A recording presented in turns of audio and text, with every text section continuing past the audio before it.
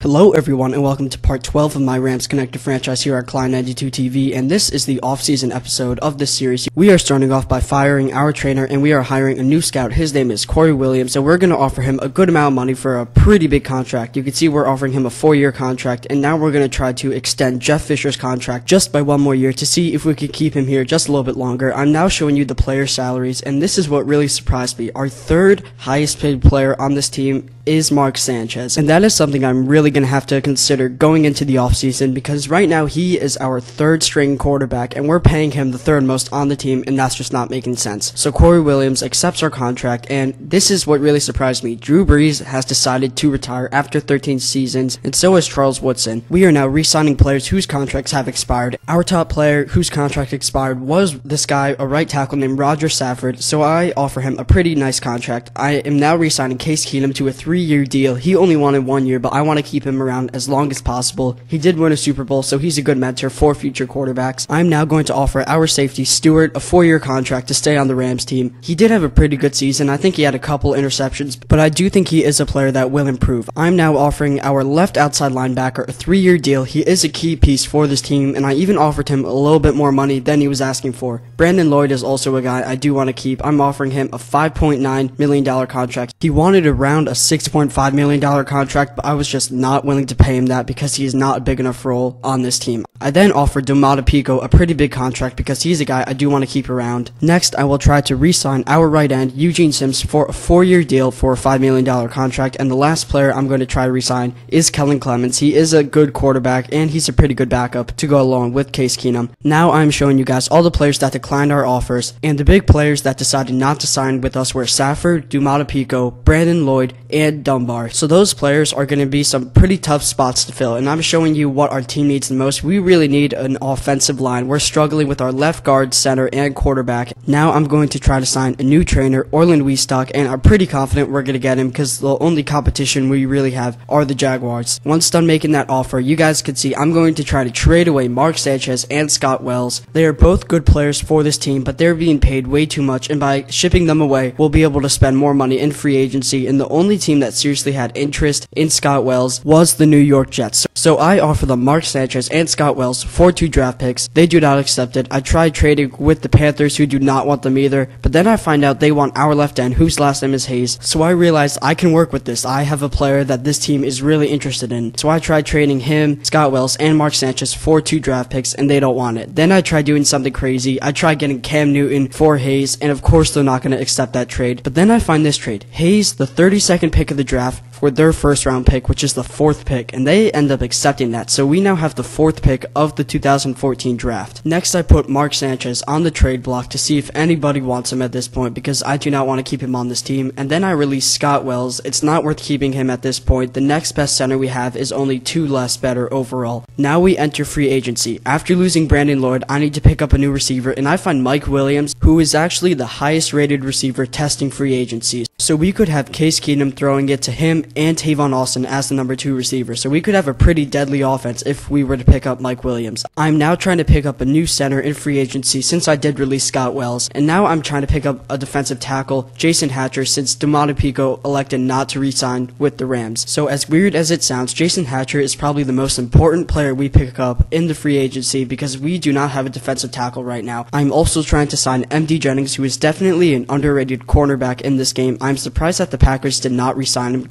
After 1 week, I'm going to show you guys which players have decided to sign with us, and Mike Williams, Hatcher, and MD Jennings have all decided to sign with the St. Louis Rams. That means we are just waiting on the center to see if he will sign with us as well. Now, this is the moment most of you have been waiting for. I am releasing Mark Sanchez from the St. Louis Rams. He's being paid way too much and nobody wants him. Now I will be scouting some players that I am considering picking with the 4th pick of the draft. And the first guy I am considering taking is the quarterback out of Syracuse, Jaquay Jaquay White. If you guys saw my last episode, you will remember that I was considering getting a new quarterback because Case Keenum is a decent quarterback, but he's not a franchise one. And I think Jaquay White is the guy that should be replacing Case Keenum. He is projected to be the 11th pick of the draft, but I think we're going to draft him early just to play it safe. I do think we also have around the 12th pick of the draft as well, but I do not want to wait that long to take him. I'm now going to offer Marcel Reese a contract offer for 2 years, $3.18 million. There's a pretty good chance he won't resign with us, and I was correct. He ends up signing with the New England Patriots. Now I start going through the Twitter feed built into the game, and they are projecting that we will take a center with the 4th pick of the draft, and I did scout that center. His name I think is Ali Spencer, but I think I'm going to wait until the 12th pick to take him. I'm now showing you guys all the big free agent signs going on in the league. You may have seen that Hakeem Nicks signed with the Bengals, Eric Decker elected to go with the Giants, James Jones decided to go with the Colts, and Ray Lewis and Jeremy Maclin decided to go with the Raiders. So the Raiders are going to be a pretty good team this year. They also got Golden Tate, so they are a team that have a chance of getting a wild card spot in the playoffs. So we will now enter the 2014 draft. The Arizona Cardinals have the first pick, and I'm just hoping they do not take Jaquay White. They take a halfback with the very first pick of the draft. A defensive tackle goes next, and the Chicago Bears for some reason have the 3rd pick. I didn't know they played that bad this season, and luckily for us, they do not take Jaquay White. And then I go to the draft board and realize Craig McEwen, who is projected to be the first pick of the draft, has dropped to the 4th, and this brings up a tough decision for me. Do I take Jaquay White, who I've scouted more and know more of his stats, or do I take Craig McEwen, who, although I know nothing about, he was projected to be the very first pick of the draft, so he probably does have a good rating. And when it comes down to it, I do want to take the safer bet in the end, so I take Jaquay White, because when I take him, I'm guaranteed an 82 overall quarterback, and I can't guarantee that with Craig McEwen. I then advance the draft to the 16th pick of the draft, which we have, I think, from a trade with the Cardinals earlier in the year, and I look at the draft board, and Craig McEwen is still there. This brings up another tough decision. Do I take McEwen even though I already have 2 solid quarterbacks? And I pick not to. I do not have a good center at all. Instead, I opt to take the center from Memphis, Ali Spencer, with the 16th pick of the draft. He was projected to go 30th, but I'll take him anyway. He is a solid center nonetheless. We now own the 32nd pick in the 2nd round, so it's been a long time since we picked a player, and the draft board shows that there are not that many good players left on the board. So I'm looking through all my options, and I look at this guy, Brandon Koskoff is his name, and we do not have a defensive tackle after losing Domata Pico in free agency. Now, here's the only tough thing with it. Koskoff was projected to be taken late in the 3rd round, but I do not want to risk losing him, so we take him a round early. Earlier in the season, we traded away our 3rd round pick to the Cardinals, so our next pick will be the 32nd pick of the 4th round, and there are no players left that we've scouted, so I'm kind of in a panic mode at this point. I have to take a player that I know nothing about right now, and I opt to take the left end out of San Jose State named Gene Wells. I know we have a decent left end on our team, but we could use a better backup.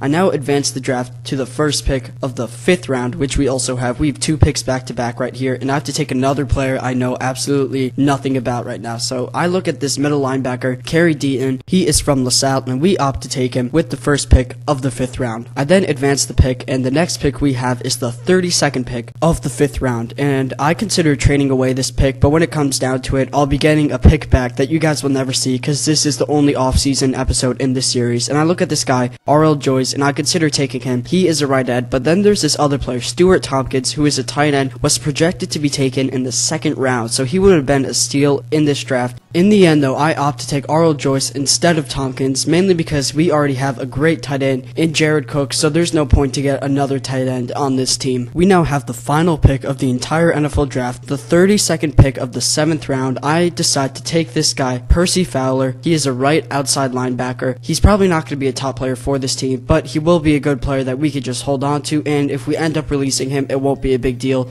I'm now setting the depth chart for the St. Louis Rams. You could have seen that Jaquay White is the starting quarterback with Case Keenum as backup, so even though Case Keenum just won the Super Bowl, he's actually losing his starting spot, which is pretty sad. And you may also see that Ali Spencer will actually be our starting left guard rather than center, and the reason for that is mainly because our team is struggling even more in the left guard position than we are at the center position. Also, Mike Williams is the #1 receiver with Tavon Austin as the #2, so they will both be out on the field, but Mike Mike Williams will probably be getting more playing time. We are also signing a new center for the team, mainly because Ali Spencer will not be playing that position. And we are also signing Ben Obamanu as our 6th string wide receiver, mainly because we need a 6th wide receiver overall. And you can see right here, I'm switching the settings of this franchise from All Pro to All Madden. Some of you guys thought I was playing on Pro for some reason. I was on All Pro the whole time. And I also bumped down the quarter length to 10 minutes. So that will conclude this episode of the Rams Connected franchise. Next episode will be the very first game of Season 2 of this series. I hope you guys are excited for that episode. Be sure to go to the video I posted about 2 weeks ago. It is basically a video asking you guys which NBA team should I play as in my GM series. The series will come out in about a month and a half, and I want you guys to tell me which team you want me to play as. As of now, I think there's around 12 votes, and the team that is winning right now is the Bucks, and I think the Denver Nuggets are right on their tail. They're only 1 vote behind, so be sure to go vote for that. And as always, I hope you guys had a fun time watching this video. I hope you guys have a great day. God bless you guys.